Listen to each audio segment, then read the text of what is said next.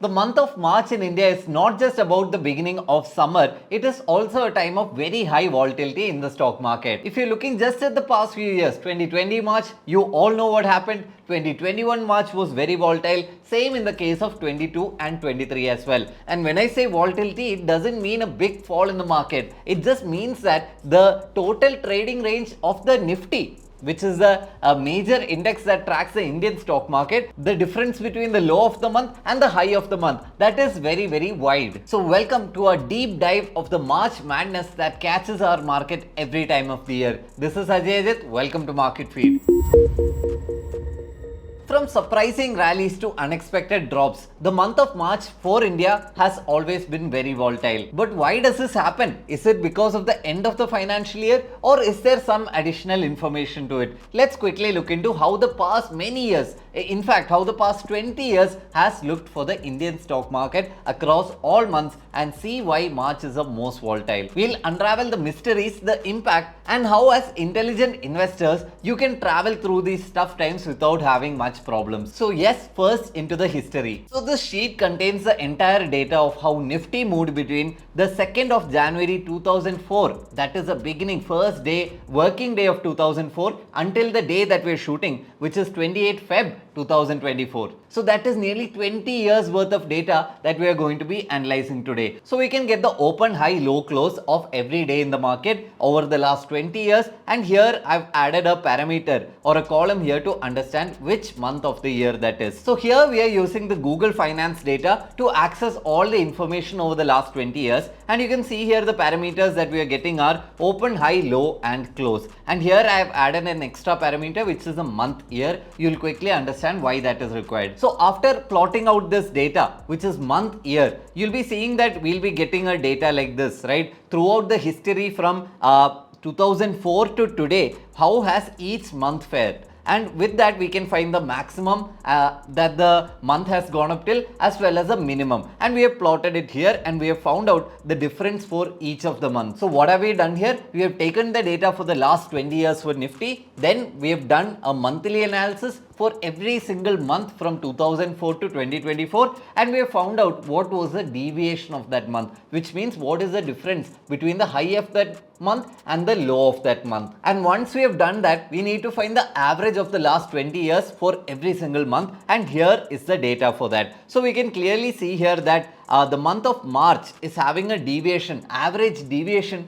over the last 20 years of 12.08. That means every March over the last 20 years, we have had an average movement from the low of the month to the high of the month of nearly 12.08%. So yes, there are some close candidates. We can see here that May is also very volatile and October is also generally very volatile. But out of all the 12 months, March is the worst or the highest volatile month is what we can understand. And as we said earlier, let's try to quickly validate it using the TradingView chart here. So we all know what 2020 brought for us, a big fall in the Indian stock market that happened in March. But fast forward to 2021, we say that it was a doji candle in March, but when we see the size of that doji candle, you'll understand that it was a month with a volatility, difference between the high and the low of nearly 7.5%. So that was also a very volatile year. When we're moving into 2022, we can see that the March is a big green candle. So as I said earlier, a volatile month does not necessarily mean that it was a month of a fall,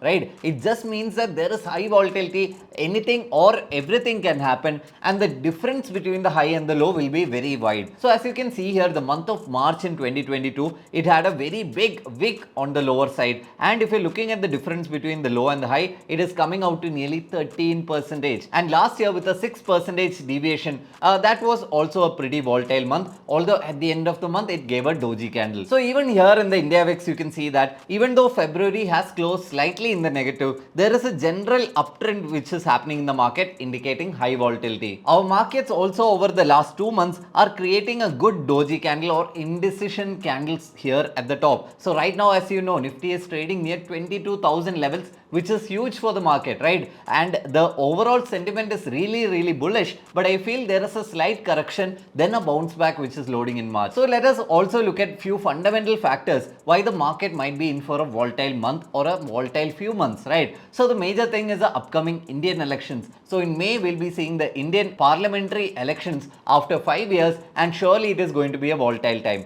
So the general expectation is that the party in power is going to stay in power. So because of this, there is also a general misinformation that I'm seeing, which says that if BJP comes to power, then the market is going to rally. I feel that the market already knows this fact and it is already discounted. That means the market has already understood the fact and acted in such a way that it is already included in the current price. So the last few months of rally includes this fact as well. GDP numbers are looking great, but inflation numbers are not. We are just not able to bring down inflation under proper control. So as the RBI governor said last month, we are trying to hit an inflation rate of 4 to 6%, and only if we go below 4% can we expect some good interest rate cuts. So we are nowhere near that 4% mark, and thus we might not see interest rate cuts even as early as in the US, right? Even if the US cuts their interest rates, we might not. That is what we are trying to say. And FIIs also have been very erratic in the market. In January alone, they sold nearly 30,000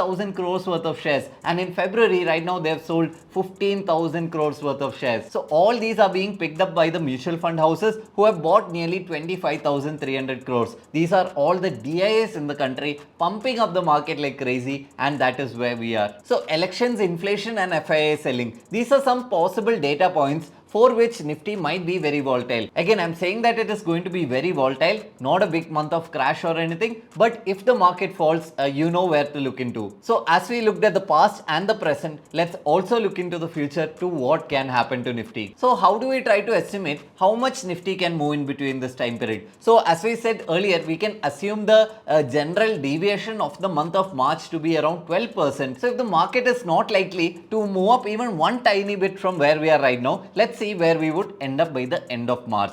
So from where we are right now, if we assume a 12 to 13% fall in the market for the month of March, that would come up to nearly the low of the October rally. So that's a really good fundamental long-term support for the market, somewhere around 18,850. But realistically, the market will go up and it will go back down, right? So as I said, a volatile range, there could be a high made in the month of March as well as a low made. So I feel the first level that you should be watching out to is nearly 2,000 points away, which is a level of 20,000. Quickly looking into the weekly charts here, you can see that it is a very important level, and that is where the breakout really happened into the fresh all-time highs, and it is nearly 8%, 8.5% from where we are trading right now. So you can assume that Nifty could move up even further, right? The first few weeks of March, or maybe even in between March, there could be a slight rally. So if that is the case, with a slight rally with Nifty touching somewhere between 22,500 to 22,600, I feel this is a good trading range for the market, somewhere between 20,151 and 22,600. So now why should you care so much? Because the first support is coming somewhere around 20,200. That is a long way down from here. And once the market starts falling, there could be further additional panic selling also that we see in the market, which could take it down and down and down. So as always, let's try to do two things. Let's look at this scenario, this news or this information that we got from the lens of an investor as well as that of a trader. So first, let's look at the trader's case. If you have not watched my previous video, you can go through it here, where I talk about what you should do generally in a very volatile market. And here, as an option seller, for example, what you need to be doing is to be very careful in your positional place. That means if you are someone selling nearly 500 points away on a Tuesday for that week's expiry, you should be looking at a strike which is further away, giving you more safety. This is not a time to be optimizing for profits. In fact, I am sure that when the VIX increases, you'll be enjoying the profits. All you need to do is to be safe and protect your capital. So yes, risk control is what you need to be looking at this month. And for the second type of investors or traders slash investors, as what I like to call them. These are mostly people who invest into stocks and are benefited largely by the upward movement of the market, and that is mostly whom this video might be for. So through volatile months, what you have to understand is throughout the last multiple months we have seen phenomenal rallies in the market. Mid caps, small caps, and even large cap stocks have given really good returns. The one major problem that I see a lot of swing traders do are they do not like to book their profits. Whenever the market is moving up, they feel like, hey, okay, now it's moving up, it will move up even higher. But here I am to tell you what you should be doing in such a volatile market is to book your profits, at least a portion of your profits, so that you have some liquidity. One, you'll have liquidity, which is if the market falls, you can invest further. And two, you'll be realizing the gains that you have gotten in the stock. Any gains that you see on the stock, let's say you bought Reliance at 2,500, now it's nearing 3,000. All that 500 point gain is just notional gains. So I want you all to understand the difference between notional gains and realized gains. Notional gains are anything that you see on paper. These are gains you'll be seeing, hey, my portfolio is 10% up, 50% up, whatever, right? These are just paper gains. Until the day that you hit sell on that stock and realize those profits, you will not be having them as realized gains. So these are the months where you should be trying to convert your notional gains into realized gains. It is okay even if the stock might move up a bit further after that. You can keep some stocks in your holdings if you feel like you'll be hit by fear of missing out or FOMO. But generally, I would say it's a really good time to book your profits. And for long-term investors, some of you might have stretched out all your investment capabilities over the last few months as the market has been rallying. So whenever the market is making a high, moving up, we always see that a lot of new demat accounts are opened, a lot of fresh mutual fund additions are going on. So all this happens because everywhere across the news, you're seeing that the market is on a really good rally and you want to be part of that rally. And you're coming into the market by overestimating how much you can put into the market. Just because it is a market euphoria, you start investing much more than you should be investing. That means in a general case, if you would have given nearly 10 lakhs worth of your total assets or total portfolio into stocks or equity, right now because it is a bull market, you're slightly more confident and you're putting in that 15 lakhs, 20 lakhs and you're becoming more and more of a risky investor. But again, let this month be a reality check for you.